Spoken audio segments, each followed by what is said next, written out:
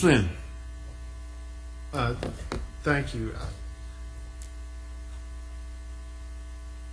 It seems to me that just going by Mr. Morris, since he seems to be the authority, I'll direct my questions to him. That we've got two people that we wanted to make sure had interest on there, and then we've got another two that the mayor appointed. Is it only those two? Because I think there's some question about that. There's no question in my mind. I don't know of any interest, and I feel like I know who these. Ross Boswell's a real estate attorney for AutoZone. Yeah, he has no financial interest in Beale Street.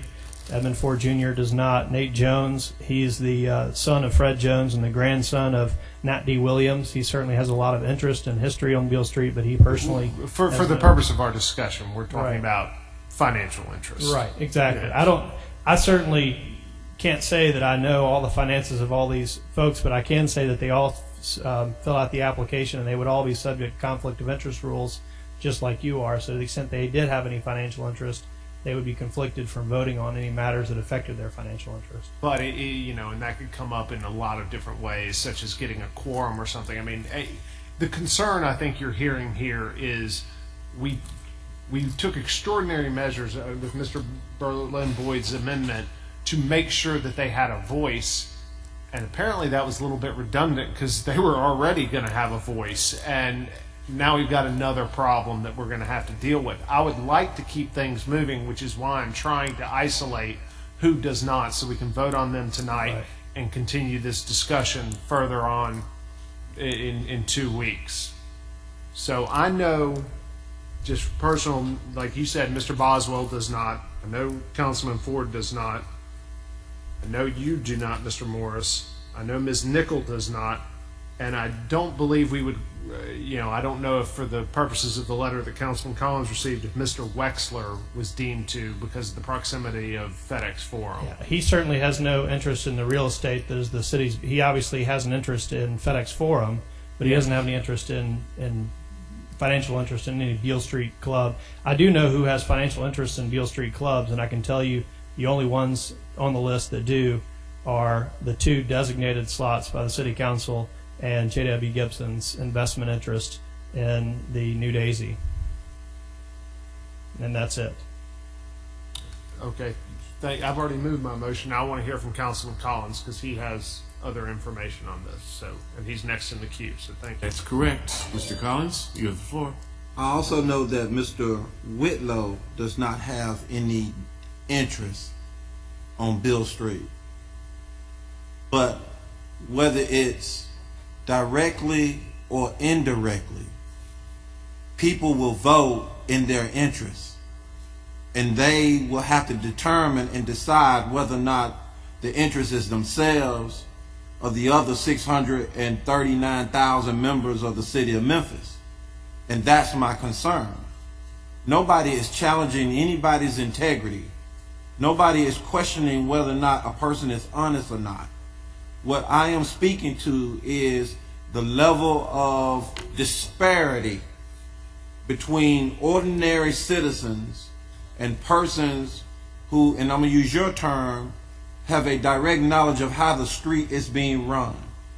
And I think that if we're going to do this, it ought to be a shared responsibility to have the same number of people who would serve who do not have any relationship on Beale Street, and the same number of people who would have a desire to see Beale Street succeed. And we just got out of a huge civics lesson about definitions, and the term desire is critical, because even if I run the FedEx Forum, I still have a desire to make sure that Beale Street is successful, and my likelihood to move in directions to ensure that may supersede what is in the best interest of the citizens of Memphis. Just an example, not calling someone out. Thank you, Mr. Chairman. Thank you. Mr. Strickland. I have a question first. Wait a minute. 1 second. Let me get your mic going. What's Mr. Flynn's motion?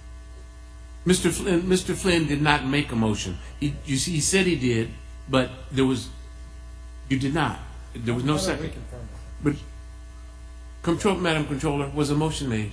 I may be wrong. It was. And who was the seconder for that motion?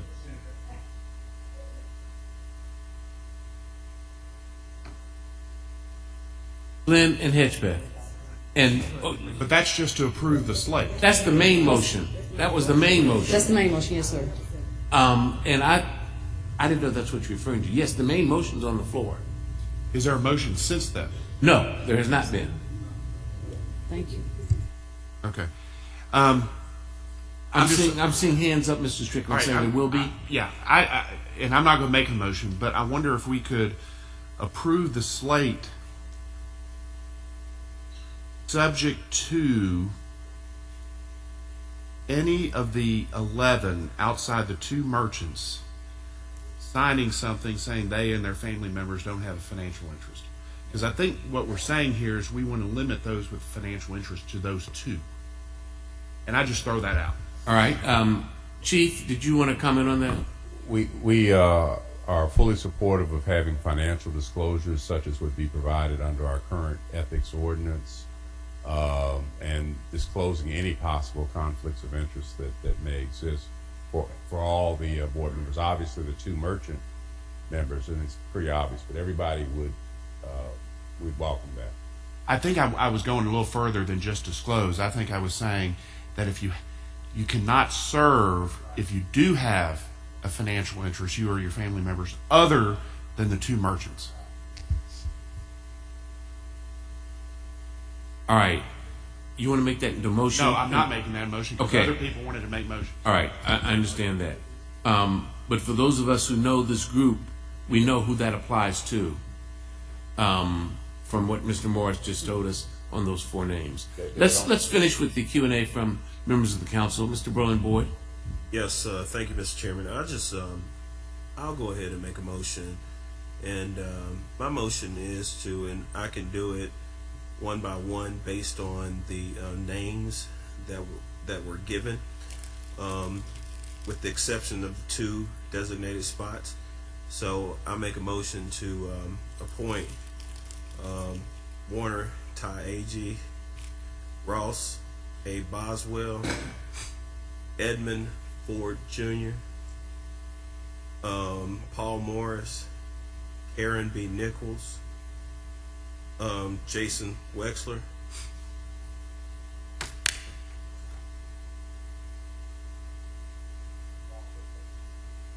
you guys feel free to add on.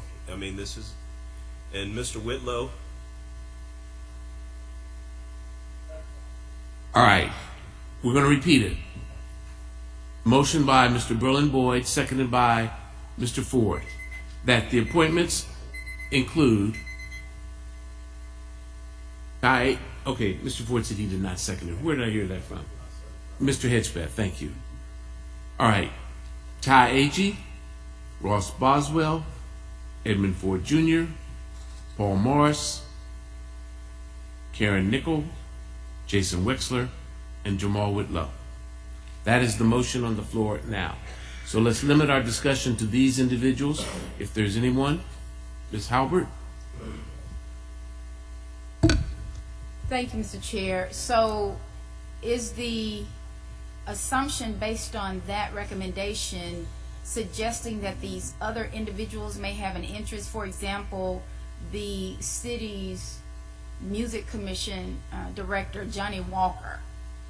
Is there any particular reason, does she have some type of interest in the street or ownership or personal investment? You can add, those are the individuals that I do know of. If you want to add Ms. Walker to the list, please add Ms. Walker to the list. I have no problem with that. Well, I think your response kind of solidifies my concern, because we either need to know who does or does not. I mean, we need something in writing from the administration who does or does not have a personal or professional interest in Beale Street. Otherwise, it's just me trusting what I'm hearing in the public meeting.